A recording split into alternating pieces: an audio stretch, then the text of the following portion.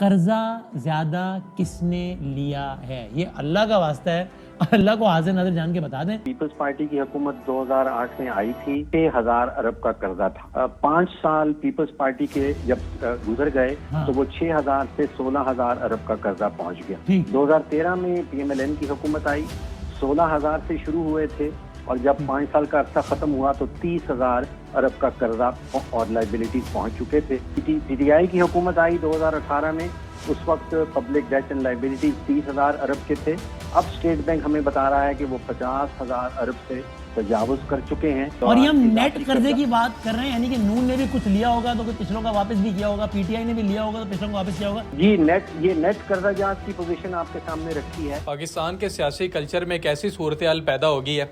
पिछली वीडियो में भी हमने आपसे बात की थी और ये इस प्रोग्राम के शुरू में चंद एक वीडियो क्लिप्स भी आप लोगों के साथ शेयर किए थे, तमाम तर तफसीलात भी आप लोगों के सामने रखी थी, ताकि ये जो सूरत हाल पैदा हो गई थी कि एक पॉलिटिकल पार्टी का दूसरी सियासी जमात को भिखारी कहना, एक पॉलिटिकल पार्टी के जो कारकुन हैं उनका दूसरी सियासी जमात के कारकुनों को भिखारी कहना, मुल्क को भिखारी कहना, पॉलिटिकल जो लीडरशिप है उसको भिखारी कहना, इस तमाम तर सूरत हाल में कितनी हकीकत थी, किस हुकूमत के दौर में कितना कर्जा लिया गया और कर्ज़ों की जो तमाम तर तफसीलात थी वो आप लोगों के साथ शेयर की थी। इस वक्त मौजूदा हुकूमत है, जो हुकूमत अवाम की बेहतरी के लिए या अवाम के मुफाद के लिए किसी भी चीज़ में 1 रुपया अगर कम करती है तो पिछली सियासी जमात के जो कारकुन हैं वो बड़ी बड़ी दावे करते हैं जनाब कि पिछली सियासी जमात तो कानून का ख़जाना छोड़ गई थी और ये पिछली हुकूमत तो ख़जाने में इतना रुपया छोड़ गई थी कि देखें जी ये मौजूदा हुकूमत जितना भी पैसा इस्तेमाल कर रही है ये तो पिछली हुकूमत के पैसों में से इस्तेमाल कर रही है। और अगर मौजूदा हुकूमत किसी चीज़ के ऊपर टैक्स लगाती है, किसी चीज़ के ऊपर कीमतें बढ़ा देती है, तो इस सियासी जमात के जो कारकुन हैं वो कहते हैं देखें जी पिछली हुकूमतें तो जो ख़जाना है वो बिल्कुल खाली छोड़ गई थी, ख़जाने में 1 रुपया भी शामिल नहीं था और उनके दौर के अंदर जो पाकिस्तान की मायशी सूरत हाल थी वो बिल्कुल तबाह बर्बाद हो गई थी।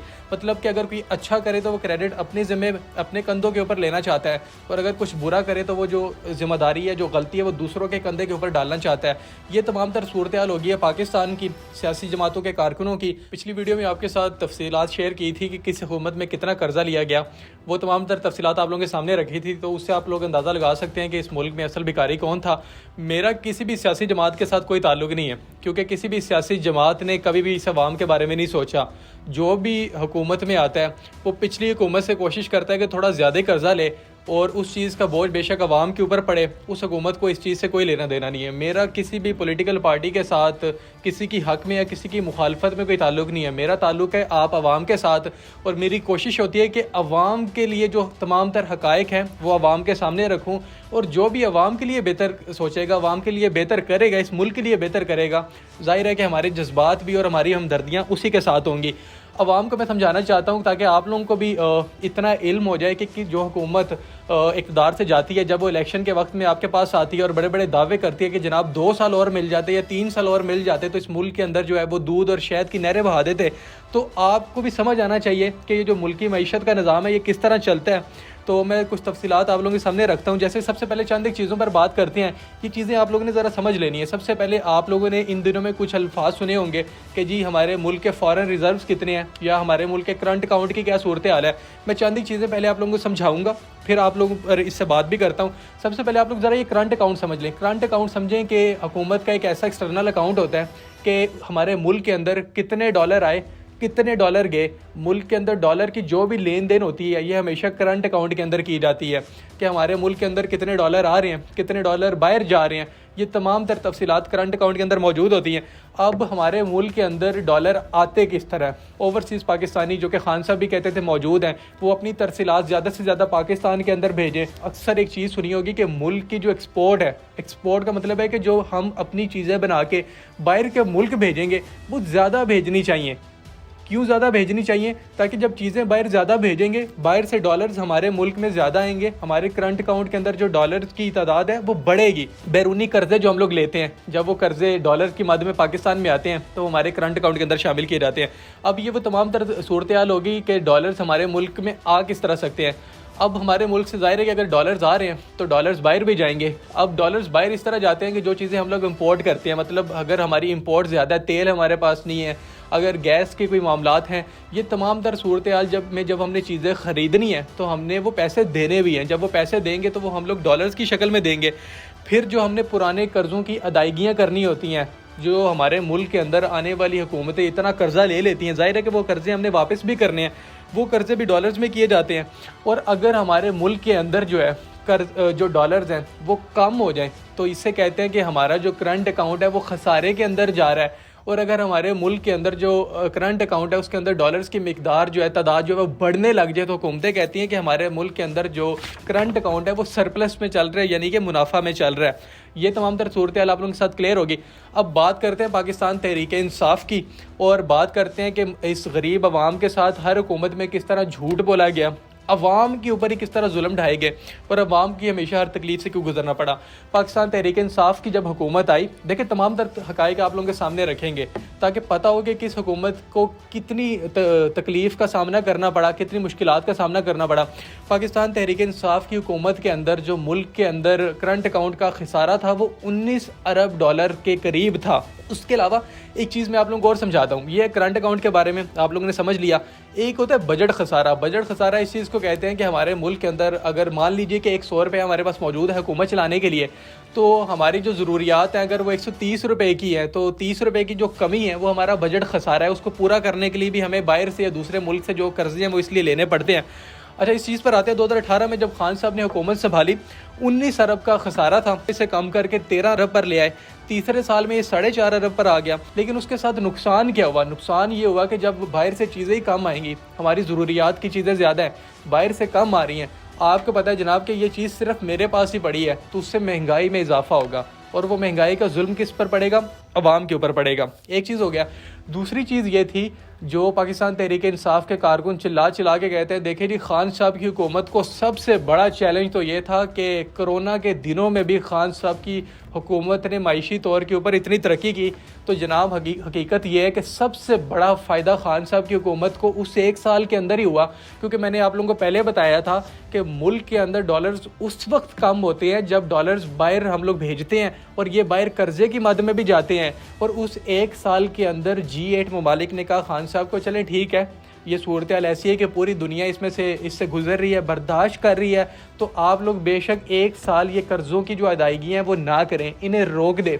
इसकी वजह से जो हमारे डॉलर्स बाहर जाते थे वो भी रुक गए। फिर तीसरी चीज़ ये हुई कि हम IMF को हमेशा कहते थे कि इनके तो मुँह के ऊपर पैसे मारने हैं, उनसे भी कर्जा लेते रहे, मुख्तलिफ फ़ंड से पैसे लेते रहे, तो वो मुख्तलिफ फंडिंग से जो इस मुल्क के अंदर पैसा आया उसकी वजह से भी ये खसारा जो कम हुआ। और सबसे बड़ी चीज़ ये थी कि जो ओवरसीज़ पाकिस्तानीज़ थे उन्होंने जो रेमिटेंस भेजी, जो पैसा भेजा हमारे मुल्क के अंदर, उसकी वजह से भी ये सूरत हाल कुछ बेहतर हुई। लेकिन इस सब का असल नुकसान किसे उठाना पड़ा? अवाम को उठाना पड़ा। मुल्क के अंदर क्या हुआ? महंगाई बढ़ी। जनाब ये किस चीज़ की सूरत हाल है, या ये किस चीज़ का हाल है कि हमारे मुल्क के अंदर आपने घर में राशन बचाना है तो आप बच्चे को कहें कि चलो तुम 6 महीने या 1 साल रोटी खाना बंद कर दो, और जो किसी को आपने दिखाना हो कि हमारे पास तो राशन की मिकदार पूरी है तो आप दिखाएं, लेकिन आप ये नहीं दिखाएंगे कि 6 महीने में उस गरीब बच्चे का हाल क्या हो गया भूखा रह रह के। और यही सूरत हाल अवाम के साथ की गई कि इंपोर्ट्स बंद कर दी, ज़रूरियात की चीज़ें कम कर दी, महंगाई बढ़ी, गुर्बत बढ़ी, लोगों के अंदर जो है वो अपनी ज़िंदगी गुजारने के लिए उनको जो उनकी कुव्वत ख़रीद थी वो भी ख़त्म हो गई बिल्कुल। अब दूसरी चीज़ ये थी, खान साहब जब हुकूमत में नहीं थे, खान साहब हमेशा एक बात किया करते थे। बात ये किया करते थे जनाब कि जब मैं हुकूमत में आऊँगा तो इन चोरों को पकड़ के मुल्क में वापस लेकर आऊँगा, इन चोरों का पैसा वापस लेकर आऊँगा। पिछली वीडियो पे भी हम लोगों ने बात की थी। अब ये खान साहब क्यों कहते थे? आप लोग मान लीजिए कि हमारी जो हुकूमती आमदनी है उसके 100% में से जो 25% हिस्सा है वो हमारे हुकूमती इदारों में से आता है, जिनमें नादरा शामिल है या हमारा पासपोर्ट ऑफिस वगैरह शामिल है। हुकूमती इदारों से जो सिर्फ हमें रेवेन्यू आता है वो 25% के करीब है। अब बाकी जो 75% हमारे हुकूमती रेवेन्यू आता है वो हमें मुख्तलिफ टैक्सेस की मद के अंदर आता है। अब आपको ये टैक्सेस का सिस्टम समझना बड़ा ज़रूरी है। 2 तरह के टैक्स सिस्टम होते हैं पाकिस्तान के अंदर, एक डायरेक्ट टैक्स सिस्टम और एक इनडायरेक्ट टैक्स सिस्टम। अगर डायरेक्ट सिस्टम की बात करें तो वो किसी भी शख्स की जो एक मखसूस आमदन है उसके ऊपर टैक्स होता है। लेकिन जो इनडायरेक्ट टैक्स सिस्टम है वो क्या है? इनडायरेक्ट टैक्स सिस्टम ये है कि अगर मेरी तनख्वाह 1 लाख है और मेरे कैमरामैन की तनख्वाह 25,000 है, तो ये पेट्रोलियम के ऊपर या पेट्रोल के ऊपर जो टैक्स देगा ये भी उतना ही देगा जितना मैं दूंगा। मोबाइल रिचार्ज करने उसके कार्ड के ऊपर जितना टैक्स ये देगा उतना टैक्स ही मैं दूंगा। ये इनडायरेक्ट टैक्स होता है। लेकिन जो डायरेक्ट टैक्स होता है वो किसी भी शख्स की, मतलब मेरी अगर 1 लाख रुपये आमदन है तो मेरे ऊपर एक मखसूस टैक्स होगा। ये हुकूमती सूरत हाल है। अब ये जो डायरेक्ट और इनडायरेक्ट टैक्स है, अगर इसकी बात करें तो जो हमारे डायरेक्ट टैक्स की रेशो है वो इंतहाई कम यानी उस 75 में से कह लें कि लगभग 25% के करीब हमारी डायरेक्ट टैक्स की मद में है और बाकी 50% के करीब इनडायरेक्ट टैक्सेस हैं हमारे मुल्क के अंदर। तो इस इनडायरेक्ट टैक्स सिस्टम के अंदर पिसता कौन है? अवाम पिसती है। और ये इनडायरेक्ट टैक्स ज़्यादा होता क्यों है? क्योंकि इनडायरेक्ट टैक्स बढ़ाना बड़ा आसान है। आप पेट्रोलियम लेवी को देख लें, अगर आपकी पेट्रोलियम लेवी दो रुपये पर है तो उसे 4 रुपये कर दें, क्योंकि गरीब ने तो उसका पैसा अदा करना ही करना है। जब वो पेट्रोल डलवाने जाएगा उसने वो टैक्स तो अदा करना ही करना है। असल तकलीफ़ में से जो गुजरता है वो तो गरीब इंसान गुजरता है, जिसकी कुव्वत ख़रीद भी नहीं है, जिसके ऊपर आपने ये टैक्स भी लगा दिए। अब सवाल ये पैदा होता है कि अगर आप इनडायरेक्ट टैक्स लगा सकते हैं तो डायरेक्ट टैक्स जो है वो क्यों नहीं बढ़ा सकते? वो इसलिए नहीं बढ़ा सकते क्योंकि उसमें टैक्स चोरों को पकड़ना मुश्किल होता है। उसमें जो आपके रुपए के अंदर घपला किया होता है उसको पकड़ना मुश्किल होता है। वो लोग जो कि ताकतवर हैं, मुल्क के अंदर ज़्यादा पैसा रखते हैं, टैक्स नहीं देते, उनको पकड़ना मुश्किल होता है। अब खान साहब जब हुकूमत में नहीं थे, खान साहब कहते थे कि आके इन टैक्स चोरों को पकड़ेंगे, इनका पैसा वापस लेकर आएंगे। तो उनका मतलब ये था कि मुल्क के अंदर जो डायरेक्ट टैक्स सिस्टम है उसको ज़्यादा करेंगे ताकि महंगाई ना बढ़े, ताकि गरीब आदमी की कुव्वत ख़रीद मुतासर ना हो। लेकिन खान साहब के ये दावे हमेशा की तरह खोखले रहे, क्योंकि अगर अदादो शुमार निकाल के देखा जाए तो शायद पिछली हुकूमतों में जो टैक्स कलेक्शन थी, डायरेक्ट टैक्स कलेक्शन थी, वो खान साहब की हुकूमत की निस्बत काफ़ी ज़्यादा थी। तो खान साहब ने सोचा कि अब आवाम को तो ये चीज़ ज़ाहिर करनी है कि खान साहब की हुकूमत में आके देखें जी लोग किस तरह टैक्स दे रहे हैं। अब लोगों को ये शऊर कौन दे कि जो गरीब टैक्स दे रहे हैं वो इन्हीं की जेबों में से जा रहा है, वो कोई अशराफिया या माफिया से नहीं लिया जा रहा। और उसके बाद आप जलसों में आके अवाम से बड़े बड़े दावे करें तो वो दावे सारे के सारे झूठे निकले, क्योंकि अवाम को ये बात समझ आ जानी चाहिए कि जो भी टैक्स इकट्ठे किए गए वो इसी गरीब अवाम के ऊपर जुल्म करके किए गए। आपने कहा कि टैक्स इकट्ठा करना है, चले गरीब के ऊपर अगर 2 रुपये देता है तो उसको 4 रुपये कर दें, क्योंकि ये तो बड़ा आसान था, चोरों को पकड़ना मुश्किल था। लेकिन आप दावे और आप वादे चोरों को पकड़ने के लिए करके आए थे। इससे नुकसान किसका हुआ? नुकसान इस गरीब अवाम का हुआ। हमेशा से जो भी हुकूमत इक़्तिदार में आती है किसका नुकसान होता है? अवाम का नुकसान होता है, हमारा नुकसान होता है। कभी कोई हुकूमत, आप मुझे बताएं, कोई हुकूमत ऐसी आई हो जिसने कहा हो जनाब कि हमने ये $2 अरब का कर्जा वापस किया है? आप तारीख उठा के देख लें, 1947 से लेकर 2022 तक या 2023 तक आप दादोशुमार उठा के देख लीजिएगा, हर हुकूमत ने पिछली हुकूमत से ज़्यादा ही कर्जा लिया है। और उस कर्जे में पिसता कौन रहा? अवाम पिसती रही। और आखिर में जब इस अवाम के पास जाना होता है तो इस अवाम को एक ट्रक की बत्ती के पीछे लगा दें, देखें जी आपका मुल्क दिवालिया हो रहा था, हमें ये फ़ैसला करने बड़े ज़रूरी थे। जनाब, जिन्होंने अवाम के लिए फ़ैसले करने होते हैं वो अवाम की हकीकी और अमली ज़िंदगी में नज़र भी आते हैं। उनकी कुव्वत ख़रीद ख़त्म नहीं होती, अवाम की कुव्वत बर्दाश्त ख़त्म नहीं होती। 800 रुपया दिहाड़ी कमाने वाला 450-500 रुपये किलो घी का पैकेट नहीं लेता, उसके बच्चे जो है वो रमज़ान में फाके बर्दाश्त नहीं करते। तो इस मुल्क को मेरी दुआ है कि अल्लाह ताला एक ऐसा लीडर दें जो इस अवाम का सोचे, और अवाम को भी शऊर आना चाहिए कि अगली दफ़ा जब ये हुक्मरान इनसे वोट मांगने आए, इनके घर आएँ, तो ये पूछें इन हुक्मरानों से कि अपनी हुकूमत में ये क्या करते रहे। प्रोग्राम में अपने फीडबैक से ज़रूर आगाह कीजिएगा। मुझे और मेरी टीम को दीजिए इजाज़त। अल्लाह हाफिज़।